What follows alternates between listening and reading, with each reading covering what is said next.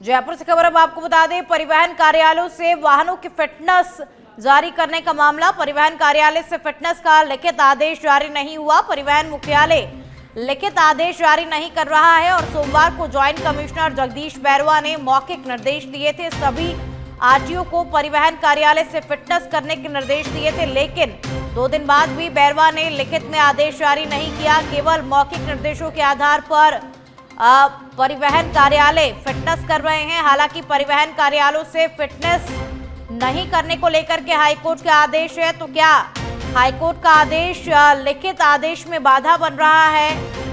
तो देखिए, लिखित में अभी तक आदेश जारी नहीं हुआ है। मौखिक रूप से आदेश दिया गया था, लिखित में अभी तक कोई भी आदेश नहीं दिया गया है।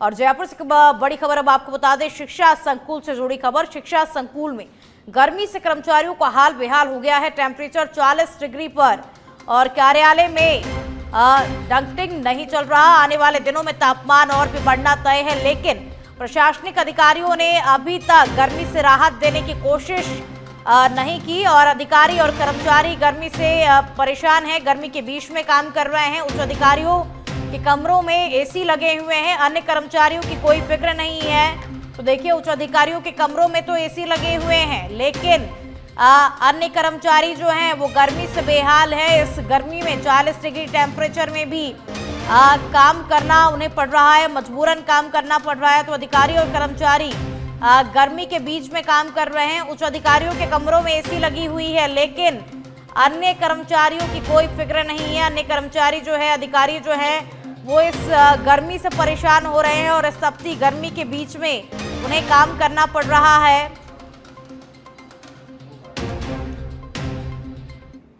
जयपुर से खबर अब आपको बता दें, राइट टू एजुकेशन के तहत प्रवेश की लॉटरी निकाली। शिक्षा एवं पंचायती राज मंत्री मदन दिलावर ने लॉटरी निकाली। शिक्षा संकुल में राइट टू एजुकेशन के तहत लॉटरी निकाली गई। गैर सरकारी विद्यालयों में PP 3 एवं 1 में निःशुल्क प्रवेश हेतु वरीयता निर्धारण के लिए लॉटरी निकाली गई। स्कूल शासन सचिव कृष्ण कुणाल, राज्य परियोजना निर्देशक अनुपमा जोरवाल, प्रारंभिक निर्देशक सीताराम जाट मौजूद हैं और RTE के लिए इस बार 3,13,926 स्टूडेंट्स ने आवेदन किया था और सबसे ज्यादा आवेदन जयपुर के स्टूडेंट्स ने किया था। तो देखिए, शिक्षा मंत्री मदन दिलावर ने लॉटरी निकाली।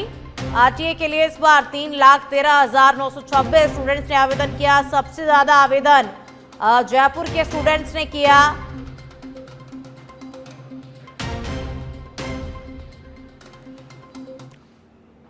जैसलमेर से बड़ी खबर अब आपको बता दें, रॉयल्टी ठेकेदार के खिलाफ विरोध प्रदर्शन देखने को मिल रहा है। ट्रक संचालकों, ठेकेदार एसोसिएशन और आमजन ने विरोध प्रदर्शन किया। शहर के हनुमान चौराहे पर विभिन्न संगठनों सहित आमजन ने विरोध प्रदर्शन किया। हनुमान चौराहे से पैदल मार्च निकाल करके जिला कलेक्ट्रेट का घेराव किया गया। विभिन्न संगठनों ने संयुक्त रूप से जिला कलेक्टर को ज्ञापन सौंपा। रॉयल्टी ठेकेदार का ठेका निरस्त करने की मांग को लेकर के ज्ञापन सौंपा गया। विधायक पुत्र, भाई और भतीजे सहित अन्य 95 लोगों पर मुकदमे दर्ज और इन मुकदमों को हटाने की मांग और विधायक के परिजनों सहित ठेकेदार पर मुकदमे को झूठा बताया गया। रॉयल्टी ठेकेदार व ट्रक संचालकों के बीच में विवाद चल रहा है और विवाद के चलते 3 अप्रैल को खूनी संघर्ष भी हुआ था।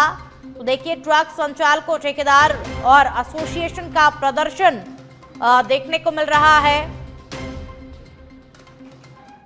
आज जैसलमेर की जनता अपने दर्द को बयां करने के लिए जिला कलेक्टर को ज्ञापन दिया है, क्योंकि ये रॉयल्टी ठेकेदार की दादागिरी और जो ये बाहर जिले के ST सीटर आके यहाँ रॉयल्टी का ठेका लेके और यहाँ का माहौल खराब कर रहे हैं और यहाँ के जो हमारे प्रतिनिधित्व करने के लिए या जो भी हमारे मुखिया जो आते हैं उनसे भी मारपीट करना, विधायक साहब लड़के से मारपीट करना, ऐसा करके जनता में रोष है। और ये जनता के सबकी एक ही मांग है कि यहाँ के टेंडर जो ST सीटर आए हैं उनका टेंडर खारिज करके हमें राहत दे और जिले में एक शांतिपूर्ण व्यवहार बने और ये चीजें वापस कायम हो। जो हमारे जैसलमेर का संस्कार है उस संस्कार को कायम रखें। कलेक्टर से मिले क्या आश्वासन मिला? कलेक्टर साहब का यही आश्वासन मिला है कि इसकी पूरी जांच होगी और ये जो बाहर के जो ST सीटर HSI इनकी आज किस बात को लेकर मसला था और क्या आश्वासन देते? जैसलमेर जिले में मैसनरी रॉयल्टी को लेकर पिछले कई दिनों से विवाद चल रहा था। जिस तरह से ठेकेदार ने ऊंची बोली लगाकर टेंडर लिया है, वो जो है वो क्षमता से ज्यादा बोली लगाई है, उसका भार जो है वो आम आदमी पर पड़ रहा है। जिस तरह से ग्रामीण इलाकों में प्रधानमंत्री आवास इससे प्रभावित हो रहे हैं, आम गरीब आदमी जो है वो पत्थर खरीद कर अपना घर नहीं बना पा रहा है। और ऐसे में जब जनप्रतिनिधि और जो प्रतिनिधि मंडल जब ठेकेदार से बात करने के लिए नाकों पर गया था, तो उस दौरान जो है वो नाके पर जो हिस्ट्री सीटर और अपराधी तत्व थे, उन्होंने उन प्रतिनिधि मंडल से जो है वो मारपीट की है, उनकी गाड़ियों को बेरहमी से टक्कर मारी है, उनकी जान लेने की जो है वो कोशिश की गई है। उसको लेकर जैसलमेर जिले की जनता में जो है वो रोष व्याप्त है। जैसलमेर चूंकि शांत जिला है, अपने अमन और चैन के लिए जाना जाता है, और यहाँ पर इस तरह से बाहरी लोग जो व्यापारी के चोले में गुंडागर्दी कर रहे हैं, उन्हें जैसलमेर कतई सहन नहीं करेगा। और आज जो हनुमान चौराहे पर लोग एकत्रित हुए थे, वो इसी वजह से एकत्रित हुए थे। उन्हें किसी को जो है वो लाया नहीं गया था, सब स्वेच्छा से आए थे। और इस आतंक और इस गुंडा राज के कलेक्टर साहब से आज मिले थे। इस ठेके को निरस्त करने के संबंध में हम सब ठेकेदार यूनियन और आम आदमी जैसलमेर का सहारा मिला और कलेक्टर साहब से यही बात हुई है कि इस ठेके को निरस्त किया जाए। पिछली बार ये ठेका 2 करोड़ के समथिंग ये ठेका छूटा था और इस बार 5 करोड़ से ऊपर है, तो इसका भार तो आम आदमी पे पड़ेगा और ठेकेदार को भी मतलब वैध तरीके से ये पैसा नहीं कमा सकता है, इसलिए उसको अवैध गतिविधियां करनी पड़ेगी। इस संबंध में हम कलेक्टर साहब से मिले हैं। कलेक्टर साहब ने हमको आश्वासन दिया आगे की कार्रवाई के लिए। सिरोही की शिवगंज से बड़ी खबर अब आपको बता दें, झाड़ियों में शव मिलने का पूरा मामला शराब सेवन और डिहाइड्रेशन से मौत का अंदेशा जताया जा रहा है। कल से मृतक पीयूष घर से लापता था। कोतवाली थाने में गुमशुदगी की रिपोर्ट दर्ज थी और मृतक के पास में आधार कार्ड से पहचान हुई मृतक की। मृतक के पास में आधार कार्ड मिला जिससे उसकी पहचान की गई। तो डिहाइड्रेशन से मौत का अंदेशा जताया जा रहा है और कल से मृतक पीयूष घर से गायब था। सिरोही के आबू रोड से खबर अब आपको बता दें, रिको इंडस्ट्रियल एरिया की भूमि पर ग्रेनाइट सैलरी डाली जा रही है। फैक्ट्री में से ट्रैक्टरों से भरकर सैलरी डाली जा रही। करीब 2 वर्ष से कार्रवाई नहीं होने पर सैलरी डालने का काम जारी है और रिको एरिया अधिकारी ने कोई ठोस कदम नहीं उठाया। भूमि पर मिलीभगत से कारोबार चलने की भी आशंका जताई जा रही है। तो रिको अधिकारी ने कोई ठोस कदम नहीं उठाया। देखिए, और इंडस्ट्री एरिया की भूमि पर ग्रेनाइट सैलरी डाली जा रही। फैक्ट्री में से ट्रैक्टरों से सैलरी डाली जा रही। भूमि पर मिलीभगत से कारोबार चलने की आशंका भी इस मामले में जताई जा रही है।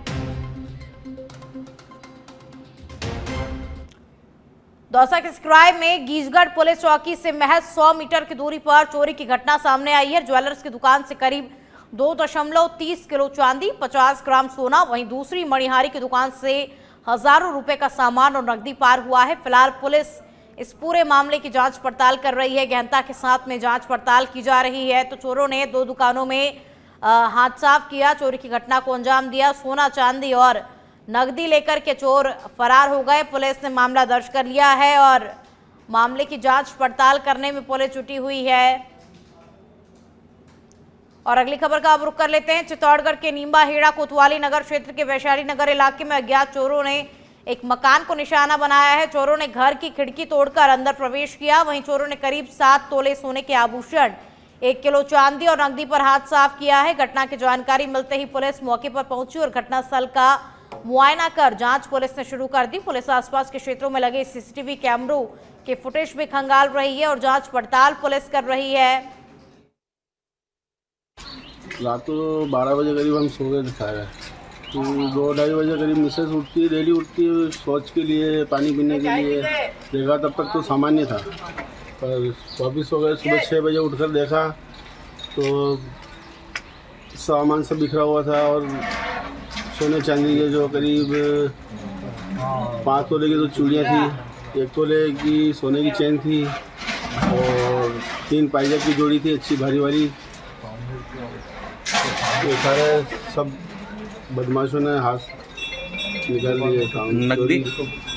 नकदी करीब 2-1 हज़ार रुपये थी। रात को 12 बजे करीब हम सो गए दिखाया, तो 2-2:30 बजे करीब मिसेस उठती, डेली उठती शौच के लिए, पानी पीने के लिए। देखा तब तक तो सामान्य था, पर वापिस हो गए। सुबह 6 बजे उठकर देखा तो सामान सब बिखरा हुआ था और सोने चांदी के जो करीब 5 तोले की तो चूड़ियाँ थी, 1 तोले की सोने की चेन थी और 3 पायजेब की जोड़ी थी अच्छी भारी वाली।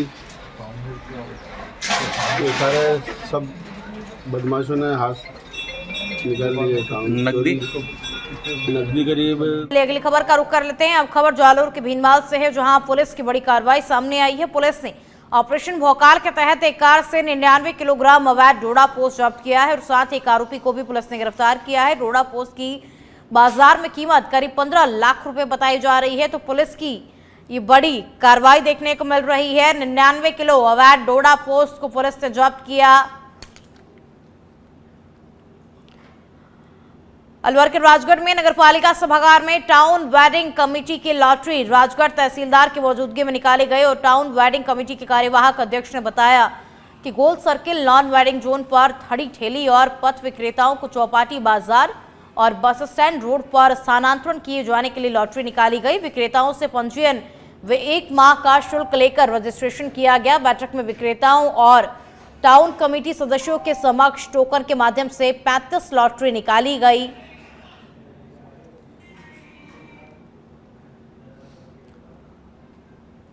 बीकानेर के खाजूवाला में अम्बेडकर जयंती को लेकर के तैयारियां तेज हो गई हैं। 14 अप्रैल को खाजूवाला में अम्बेडकर जयंती पर विशाल रैली निकाली जाएगी। रैली को लेकर के तैयारियों को अंतिम रूप दिया जा रहा है और गांव-गांव में जाकर के जनसंपर्क भी किया जा रहा है। बता दें, रैली खाजूवाला की विभिन्न गलियों और मुख्य बाजारों से गुजरते हुए दंतोर रोड स्थित अम्बेडकर भवन पर संपन्न होगी।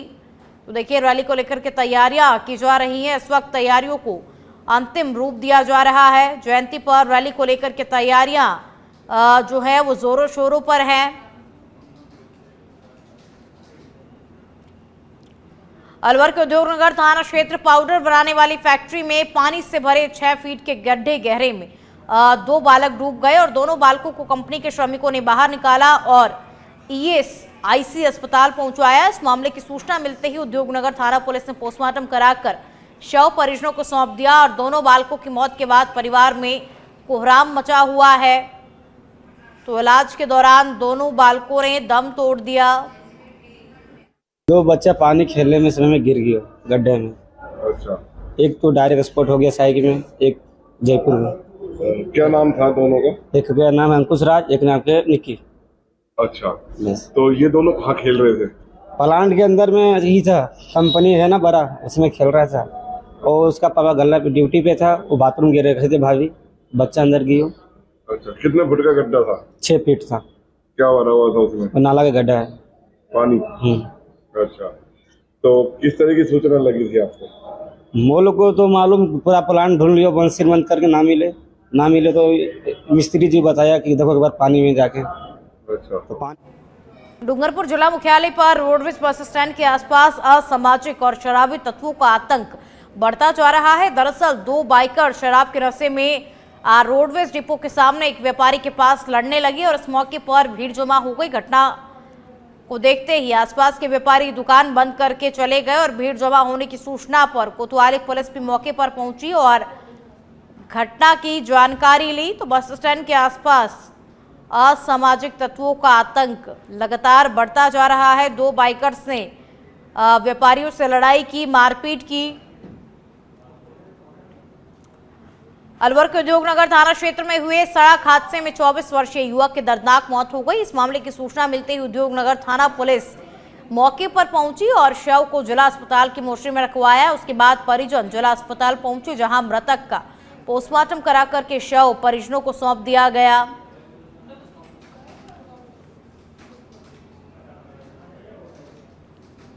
क्या हुआ? तो खाना लेके जा रहा है तो पीछे से किसी गाड़ी ने इसको रोन दिया है। कौन सी जगह हुआ था ये? MI थाने के पास। अच्छा, किस चीज पे था ये? पैदल था रोड पर। अच्छा, सड़क पे नारे। खाना लेने जा रहा था? खाना लेके आ रहा था। अच्छा, होटल से? फिर पीछे से आया, कोई पीछे से देख के चला गया इसको गाड़ी वाला। कौन सी गाड़ी थी कोई? अभी पता नहीं है, कैमरा थे वहाँ पे, कैमरा। भरतपुर के बयाना में पुलिस को कस्बे के ज्वेलर साहिल जैन हत्याकांड में एक और बड़ी सफलता हासिल हुई है। पुलिस ने 25,000 के इनामी बदमाश को दिल्ली के संगम विहार से गिरफ्तार किया है और आरोपी 1.5 साल से फरार चल रहा था। साथ ही आरोपी का सिर मुंडवाकर के बाजारों में जुलूस भी निकाला गया है।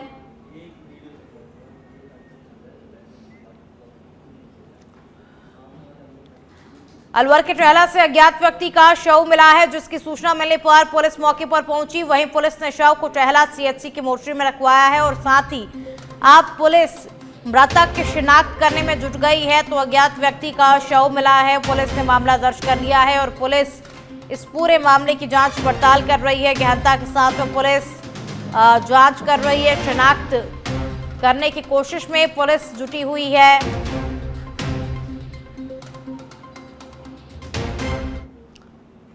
खबर जोधपुर के ओसिया से है, जहां कस्बे में 2 गुटों में आपसी विवाद का मामला सामने आया है, जिसमें दोनों में आपसी विवाद को लेकर एक युवक को किडनैप कर ले जाने का वीडियो सामने आया है। आपसी विवाद को लेकर एक दूसरे ने कई गाड़ियों को टक्कर मारी और ऐसी घटना के बाद लोगों में भय का माहौल बना हुआ है। पुलिस का कहना है कि घटना की सूचना के बाद मौके पर पुलिस पहुंची तो दोनों पक्षों के लोग वहां से फरार हो गए थे।